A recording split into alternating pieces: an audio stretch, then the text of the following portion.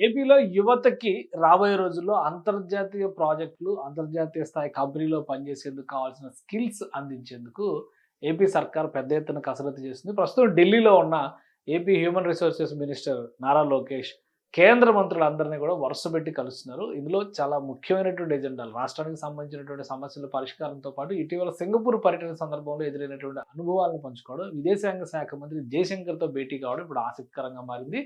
Skill డెవలప్‌మెంట్‌కి సంబంధించి ఒక స్పెషల్ యాక్షన్ ప్లాన్ ఆల్రెడీ ఆంధ్రప్రదేశ్‌లో స్కిల్ సెన్సెస్ పైన ప్రభుత్వం ఫోకస్ పెట్టింది. యువతకి ఎలాంటి నైపుణ్యం ఉన్న వాళ్ళకి ఎలాంటి స్కిల్స్ డెవలప్ చేస్తే అవకాశాలు వస్తాయనే దానిపైన కసరత్తు చేస్తుంది. అన్నిటికంటే రాష్ట్ర ప్రయోజనాలతో పాటు విశాఖకు డేటా సిటీ కానీ, ఏఐ స్కిల్స్ సంబంధించినటువంటి డెవలప్మెంట్ సెంటర్ ఏర్పాటు అనేది కానీ, ఒకవేళ కేంద్ర ప్రభుత్వం నుంచి క్లియరెన్స్ వస్తే తూర్పు తీరంలో అతిపెద్ద ఐటీ జోన్‌గా, ఐటీ హబ్‌గా విశాఖ అవతరించడానికి అవకాశం ఏర్పడుతుంది. దీనికోసమే లోకేష్ కసరత్తు చేస్తున్నారు.